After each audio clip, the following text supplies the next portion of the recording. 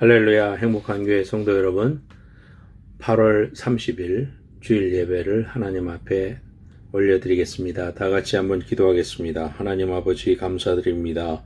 지난 일주일 동안 저희들을 보호하여 주시고 하나님의 사랑 가운데 거하게 하시며 날마다 성령의 감동하심을 통하여 저희들을 인도하시고 보호하시고 붙잡아 주신 것을 감사드립니다. 저희들이 하나님 은혜에 감사하면서 하나님 앞에 신령과 진정으로 이 시간 예배하기 원합니다. 하나님 함께하여 주시고 우리가 드리는 예배를 허명하여 주옵소서. 그 옛날 엘리야가 갈멜 산성에서 하나님 앞에 예배를 드릴 때에 그 번제물을 받아주신 것처럼 우리의 예배를 받아주시고 우리의 찬송을 받아주시고 우리의 기도를 받아주시고 우리의 헌신을 받아 주시옵소서. 하나님이 받으시는 귀한 제사를 통하여 저희들이 하나님을 예배할 때 하나님의 이름이 높임을 받으시옵고 예수 그리스도를 통한 귀한 희생의 제사의 능력과 은혜가 우리의 삶 속에 그대로 내리는 귀한 축복의 예배가 될 수 있도록 인도하여 주옵소서. 성령의 감화 감동하심을 통하여 말씀이 깨닫게 되게 하시고 성령의 능력으로 무장하는 다이나믹한 그리스도인의 삶을 살 수 있도록 우리 하나님 예배를 통하여 역사하여 주옵소서. 예배하는 가운데 주님 역사하여 주시고 병이 낫게 하시고 악한 병마가 떠나가게 하시고 악한 권세는 예수 이름으로 결박당하게 하시고 하나님의 천사가 우리를 주장하고 붙잡아 주시는 가운데 성령 충만하여 승리의 삶을 살 수 있도록 우리 하나님 도와주시옵소서. 수종을 주님 앞에 다가오고 예수님의 거룩하신 이름으로 감사하며 기도드리옵나이다. 아멘. 오늘 하나님의 말씀은 디모데후서 6장 8절 말씀입니다. 신약성경 디모데후서 4장 6절에서 8절 말씀입니다. 페이지로는 347페이지가 되겠습니다. 디모데후서 4장 6절부터 8절 말씀 제가 봉독하겠습니다. 전제와 같이 내가 벌써 부어지고 나의 떠날 시각이 가까웠도다. 나는 선한 싸움을 싸우고 나의 달려갈 길을 마치고 믿음을 지켰으니 이제 후로는 나를 위하여 의의 면류관이 예비되었으므로 주 곧 의로우신 재판장이 그날에 내게 주실 것이며 내게만 아니라 주의 나타나심을 사모하는 모든 자에게도니라. 아멘. 오늘 디모데후서 4장 6절에서 8절 말씀을 바탕으로 해서 면류관 받는 성도라는 제목으로 하나님 말씀 증거하겠습니다. 로마 교회로 잠깐 나가면 사도 바울이 순교당한 자리가 있습니다. 사도 바울은 베드로처럼 순교를 당했는데 베드로나 예수님은 유대인이었기 때문에 오랫동안 고통을 당하면서 죽어가는 잔인한 십자가형을 당했지만은 사도 바울은 로마 시민권자였기 때문에 고통이 순간적으로 임하며 죽임을 당하는 목이 잘리는 그러한 참수형을 당해서 죽었습니다. 그 사도 바울이 사형당하기 전에 투옥되었던 감옥이 아직까지 그 모습대로 있습니다. 그 자리에서 오늘 본문이었던 디모데후서를 기록하였다고 합니다. 제가 그곳에 가서 그 감옥을 바라보았을 때 한 평도 안 되는 그런 작은 공간에 얼마나 냉기가 올라오고 또 참 어려운 그런 환경이었을까 그런 생각을 해봤습니다. 그러면서 하나님의 말씀이 더 이해가 됐습니다. 디모데후서의 말씀의 마지막에 보면은요 4장 13절에 보면 부탁을 하면서 디모데한테 부탁을 하면서 너는 어서 속히 내게로 오라 이야기하면서 13절에 네가 올 때에 내가 두로아의 가보의 집에 둔 겉옷을 가지고 와라. 얼마나 춥고 힘들었으면은 그런 환경에 놓여 있었을까라는 것이 상상이 될 그런 장소였습니다. 그래서 거기서 나와서 이제 참수형을 당할 때 걸어갔던 그 당시의 도로가 다시 발굴이 돼가지고 그대로 놓여 있는 것을 볼 수 있습니다. 그래서 순교의 자리에 가면 표시가 되어 있고 거기에는 그 목을 놓고 쳤던 그런 이제 대리석으로 만든 하얀 대리석으로 만든 단두대가 있는 것을 볼 수 있습니다. 얼마나 많은 그리스도인들을 거기에서 목을 쳤으면은 한쪽이 이렇게 파손되어 있는 것을 볼 수 있습니다.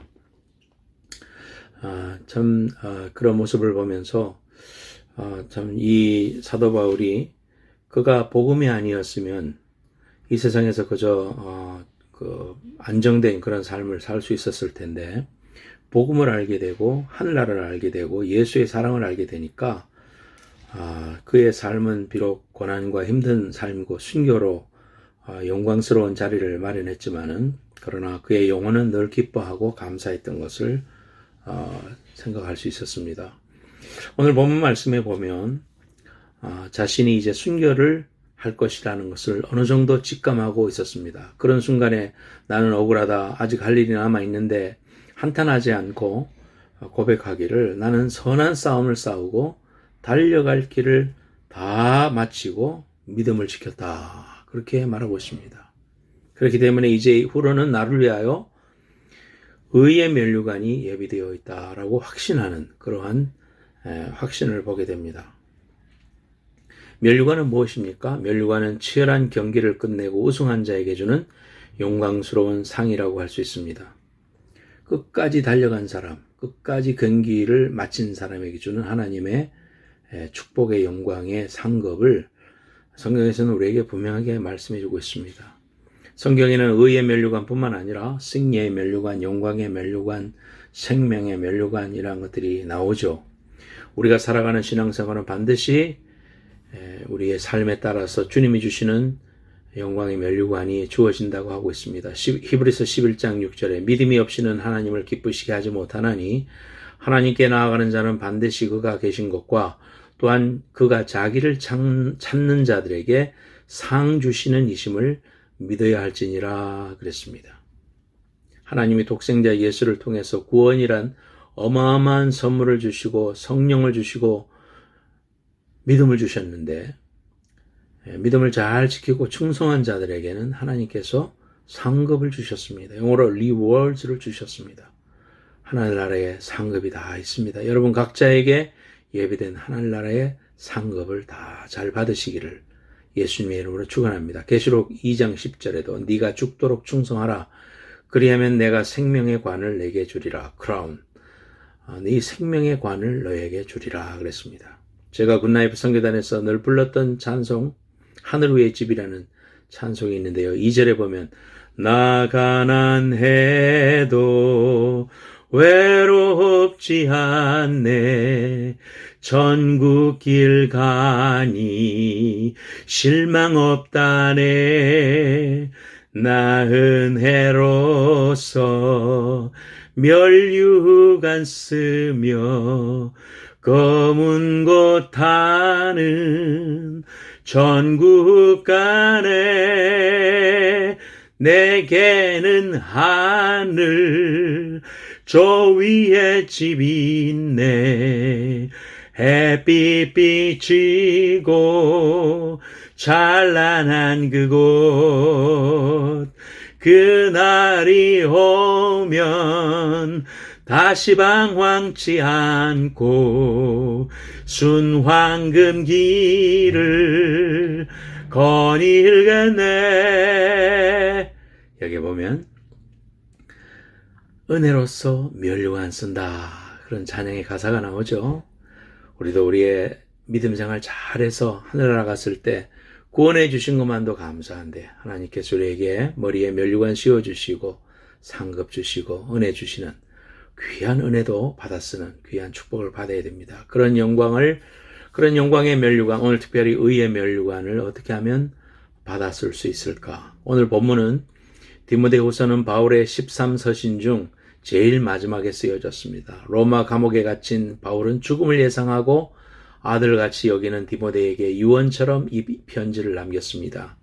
전제와 같이 내가 부어지고 나의 떠날 시각이 가까웠도다.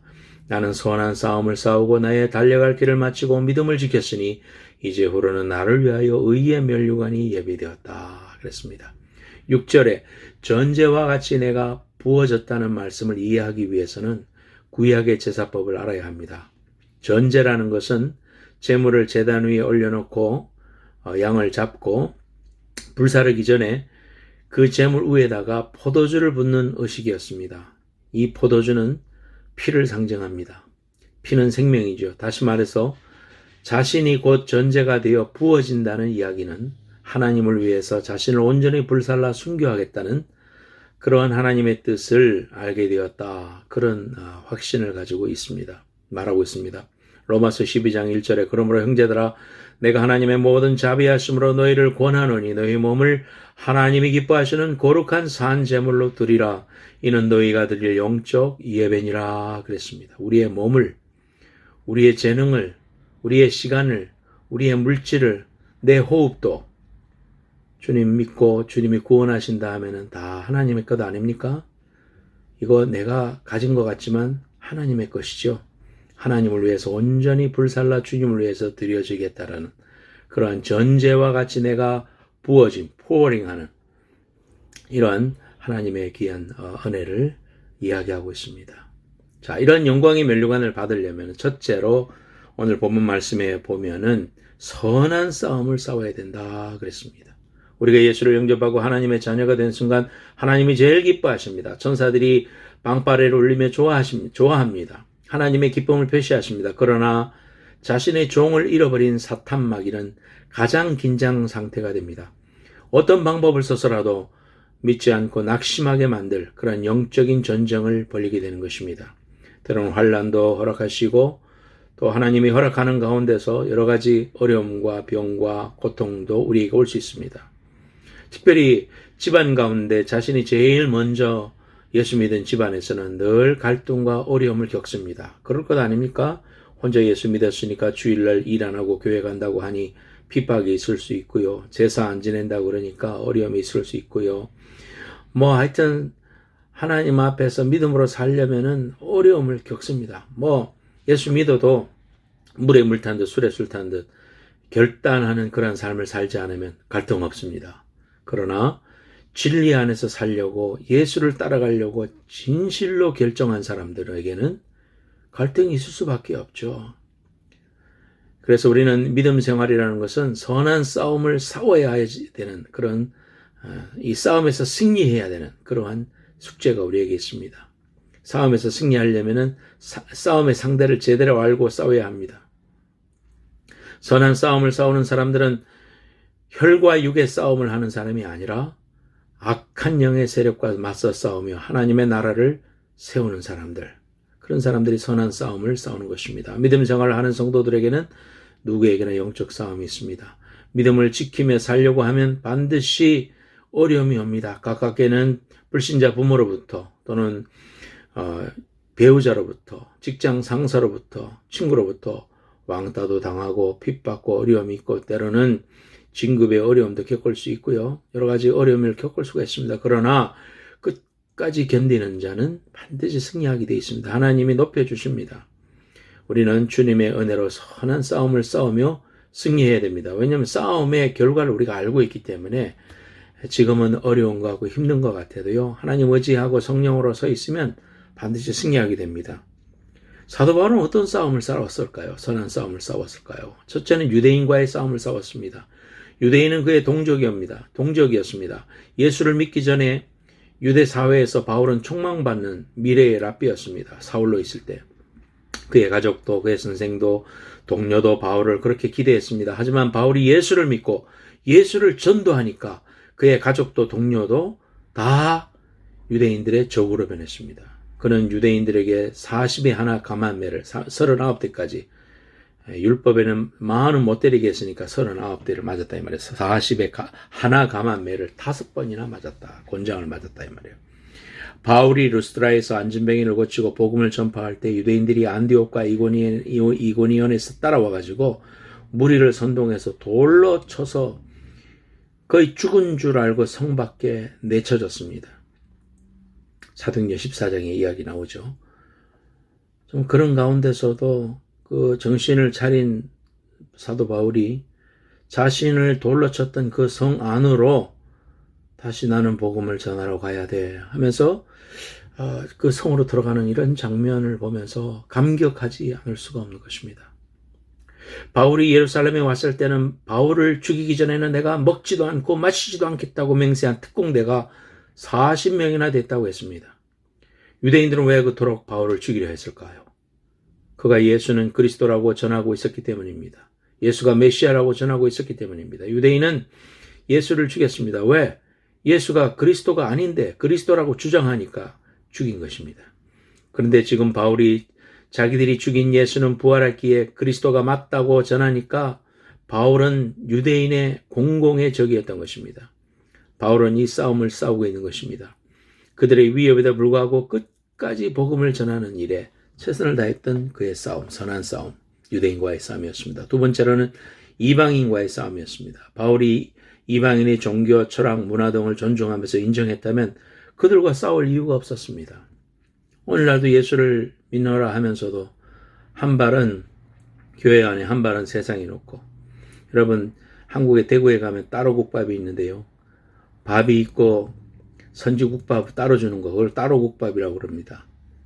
그러니까 교회 안에서의 삶과 교회 밖에서의 삶이 따로따로 그러면 아무런 갈등이 있을 필요가 없습니다. 세상에 나가면 예수 안 믿는 사람처럼 똑같이 살고, 교회 들어오면 믿음이 있는 사람처럼 그렇게 기도하고, 그렇게 산다면 아무런 싸움이 있을 이유가 없죠. 그러나 이 진실로 예수를 영접하고 하나님의 자녀가 된 사람은 가치관이 부딪히게 되어 있습니다. 바울은 그들을 만나 그들이 섬기는 신들은 우상이다. 그들의 철학, 스토아 철학 다 잘못됐다. 고린도에서 성행하는 동성애는 잘못된 것이라고 주장했습니다. 그리고 진정한 종교는 예수님뿐이며 누구든지 예수를 믿어야만 구원을 받는다. 나쁜 습관에서 돌이킬 수 있다고 했습니다. 바울이 에베소에서 복음을 증거할 때 온 성이 소동이 일어났습니다. 바울이 사람의 손으로 만든 것은 신이 아니라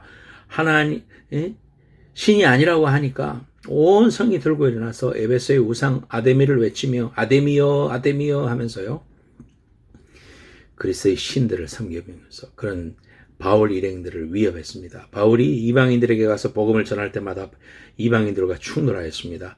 그들은 자신들의 종교와 문화와 철학을 부정하는 이 바울을 적으로 보며 적대시했습니다. 바울은 이 싸움도 선한 싸움도 싸웠습니다. 그 사람들을 사랑하니까 복음을 전하고 선대했지만, 그러나 그리스도의 귀한 복음에 타협은 없었고 그대로 예수 그리스도의 귀한 진리와 온전한 십자가의 도를 전했던 이방인과의 싸움이 있었다. 세 번째로는 환경의 싸움이 있었습니다. 바울은 배를 타고 가면서 3번 파선했다 그랬습니다. 일주야를 깊음 가운데서 지냈고, 바다와 강의 위험과 또 수고하여 애쓰고 여러 번 자지 못하고 줄이고 목마르고 굶고 춥고 헐벗었다고 했습니다. 이것은 그가 무능하기 때문이 아니라 복음으로 인한 결과였습니다.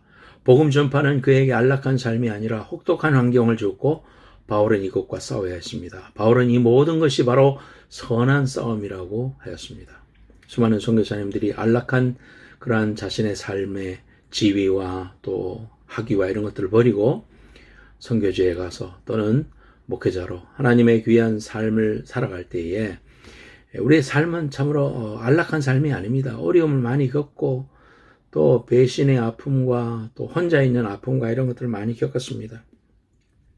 사도 바울도요, 이 디모데 후서 4장을 쓰면서 3장 12절에 보면 무릇 그리스도 예수 안에서 경건하게 살고자 하는 자는 박해를 받으리라. 이런 많은 박해와 환경의 어려움들을 겪었다 그랬습니다. 배신도 겪었습니다. 9절에도 보면 4장 9절에 너는 어서 속히 내게로 오라. 데마는 이 세상을 사랑하여 나를 버리고 데살로니가로 갔다. 성경에 데마는 따라다녔던 사람이지만 하여튼 여러 가지 이유로 인하여 세상을 사랑해서 떠나갔습니다. 그래서 이렇게 떠나간 사람들이 너무나 많았습니다. 16절에도 보면 4장 16절 내가 처음 변명할 때에 나와 함께 한 자가 하나도 없었다. 나를 그렇게 따르고 처음에 로마로 왔을 때는 환영하고 했던 사람들이 다 나를 버렸으나, 사도 바울이 훌륭한 것은 다 나를 버렸으나 그들에게 허물을 돌리지 않기를 원하노라. 예수님이 십자가에서 하신 말씀과 비슷하지 않습니까? 저들에게 죄를 돌리지 마옵소서. 참 이러한 일들을 보면 사도 바울도 엄청난 어려움을 겪고 춥고 헐벗었다. 복음 전파는 그에게 안락한 삶이 아니라 혹독한 환경을 줬고 바울은 이것과 싸워야 했습니다. 바울은 이 모든 것이 바로 선한 싸움이라고 했습니다. 우리가 하늘나라를 바라보고 주님이 주신 것들을 우리가 깊이 묵상하지 않으면 실족합니다. 그러나 우리가 주님을 생각하면 이 일들은 주님의 복음을 때문에 내가 겪는 일이기 때문에, 핍박이기 때문에 내게 도리어 기쁨이 되는 이러한 비밀을 세상 사람들은 알까요? 우리가 주님을 섬기며 받는 여러 가지 어려움과 핍박들을 도리어 기뻐하고 감사할 수 있는 이런 비밀, 여러분 감사할 수 있기를 바랍니다. 이러한 것들을 깨달아지는 것, 그것이 믿음으로 아멘 된다면 여러분 구원받은 사람이에요. 하늘나라 아는 사람이에요. 십자가 사랑을 아는 사람이에요. 귀한 축복이 함께하기를 예수님의 이름으로 축원합니다. 결국 선한 싸움은 내가 예수를 믿고 그 하나님의 나라를 위해서 자신을 드릴 때 일어나게 되는 것입니다. 그때는 전혀 다른 싸움이 우리를 기다리고 있습니다. 예수님은 너희는 먹고 마시는 것 때문에 싸우지 말고 하나님의 나라와 그 의를 위하여 싸우라고 했습니다. 예수님은 하나님의 친아들입니다. 그분의 능력은 대단했습니다. 그 능력으로 자신이 먹고 마시는 일을 했다면 엄청난 부와 영광을 얻었을 것입니다. 그러나 주님은 이 모든 능력을 하나님의 나라를 위해서 사용했습니다. 그때부터 선한 싸움이 시작됐습니다. 빛이 어둠에 왔으니 어둠은 이기지 못하였습니다. 예수님이 십자가의 죽음으로 그의 선한 싸움은 패배하였다고 마귀는 말할지 모릅니다. 그러나 3일 만에 죽음의 권세를 물리치시고 부활하심으로 극적인 역전성을 우리에게 보여주셨습니다. 그 싸움의 결과는 오늘날 복음이 전파되고 세계화, 복음화 일어나는 바로 현장 직전까지 온 오늘의 이 모습이 바로 선한 싸움의 결과였습니다. 하나님의 나라를 확장하려면 당장 선한 싸움이 시작될 것입니다. 나의 가족부터 또 친구와 동료들이 복음만 아니라면, 내가 교회만 다니는 거 아니라면 굳이 나의 적이 되지는 않을 것입니다. 그러나 그들에게 복음을 전하고 예수 믿게 하려면 그때부터는 친구는 적이 되고 가족은 원수가 될 수도 있습니다. 바울이 이 선한 싸움을 싸웠다고 하는 것처럼 우리도 선한 싸움을 싸워야 됩니다. 결코 어둠은 빛을 이길 수가 없습니다. 우리의 선한 싸움이 치열할수록 복음은 확장될 것입니다. 하나님의 나라를 확장하다가 당하는 환경적인 어려움도 있을 것입니다. 하나님은 우리로 편안케 하려고 복음을 주신 것이 아니라 도리어 불편하게 하려고 복음을 주셨습니다. 주님은 좁은 문으로 들어가라. 그 길은 생명의 길이기에 협착하여 찾는 이가 적다고 했습니다. 복음대로 살고자 하는 이는 선한 싸움을 싸우게 될 것입니다. 먹고 마시는 일에 우리의 싸움을 걸지 마십시오. 여러분의 에너지를 그런데 낭비하지 마십시오. 주님은 이 모든 것은 너희에게 있어야 할 줄 안다고 주님이 말씀했습니다. 그래서 그의 나라와 그의 일을 구하고 하나님의 나라를 위해서 선한 싸움을 살고 믿음에 최선을 다하면 그런 사람에게 하나님의 의의 면류관이 예배되었다고 말씀하고 있습니다. 두 번째로는 나의 달려갈 길을 다 달리고 믿음을 지켰다 그랬습니다. 달려갈 길을 알았다. 목표가 분명한 삶을 말하는 것입니다. 열심히 노를 저어도 열심히 젖자, 쉬지 말고 젖자, 땀을 흘리며 젖자. 어디로 갈 겁니까? 갈 방향이 정해져 있지 않으면 허무한 것입니다. 배는 뱅뱅 돌고 말 것입니다. 우리의 목표는 그리스도 예수인 것입니다. 바울은 자신이 달려갈 길이 있으며 그것을 마쳤다고 말합니다. 고린도전서 9장 26절에서 그러므로 내가 다름질하는 향방 없는 것 같이 아니하고 싸우기를 허공을 치는 것 같이 아니했다 그랬습니다. 빌립보서 3장 14절에 표대를 향하여 그리스도 예수 안에서 하나님이 위에서 부르신 부름의 상을 위하여 달려가노라. 로마서 15장 19절에 그리하여 내가 예루살렘으로부터 두루 행하여 일루리곤까지 그리스도의 복음을 편만하게 전하였다고 했습니다. 바울이 그리스도를 영접한 후에 그에게 새로운 목표가 주어졌습니다. 그의 목표는 예수는 그리스도라고 하는 이 복음을 전하는 것이었습니다. AD 67년경 로마 인근 오스티안 도로에서 순교당한 것으로 전해집니다. 그렇게 그의 인생이 마감되었습니다. 자신은 나의 달려갈 길을 마쳤다라고 말합니다. 인생은 얼마나 오래 사느냐가 중요한 것이 아니라 내가 가야 할 길을 다 갔느냐가 중요한 것입니다. 방향이 중요한 것입니다. 여러분의 목표가, 여러분의 삶의 골이 예수입니까? 예수 섬기는 일입니까? 예수의 십자가입니까? 그렇다면 그 길을 위하여 달려가십시오. 예수님은 33년 사셨습니다. 30년은 개인 생활이었고 3년만 공생이었습니다. 하지만 그 3년으로 충분했습니다. 주님은 십자가상에서 테텔레스타이 다 이루었다고 했습니다. 예수님은 달려갈 길을 다 마쳤습니다. 인생의 목표가 무엇이며 그 목표를 위해서 지금 여러분 달려가고 있습니까? 하나님의 영광이 나의 목표가 되게 하십시오. 그리고 게으르지 말고 열심을 품고 주를 섬기십시오. 그러면 우리 인생이 끝나는 그날 우리는 나의 달려갈 길을 마쳤다라고 고백할 것입니다. 그런 사람은 행복한 사람이며 의의 면류관을 받을 사람입니다. 중국의 어느 선교사님은 우리나라 최고의 의과대학을 졸업하시고 큰 병원의 원장님으로 일했습니다. 그러나 예수님을 알게 되었고 자신의 달란트로 하나님께 영광을 돌리기 위해서 중국의 의료 선교사로 헌신했습니다. 중국의 한센병 환자를 위해서 병원을 세우는 등 열심히 의료 선교를 하고 있습니다. 선교사님에게 물었습니다. 선교사님, 한국의 안정된 직업과 명예를 포기하시고 중국의 선교사로 가셨는데 힘들지 않으십니까? 선교사님의 대답. 저는 천국의 영광을 위해 선교사의 사명을 감당하고 있기 때문에 조금도 힘들지 않습니다. 오히려 한국에서 편안하게 원장으로 있을 때보다도 훨씬 더 행복합니다. 우리도 이 선교사님처럼 천국의 영원한 삶을 위해서 우리가 가진 힘과 열정과 물질과 생명을 기쁨과 즐거움으로 내놓아야 합니다. 오직 주님을 위해서 이 땅에서 심는 것만이 영광스러운 부활의 순간에 큰 상급으로 나타날 것이기 때문입니다. 기도하겠습니다. 하나님 아버지,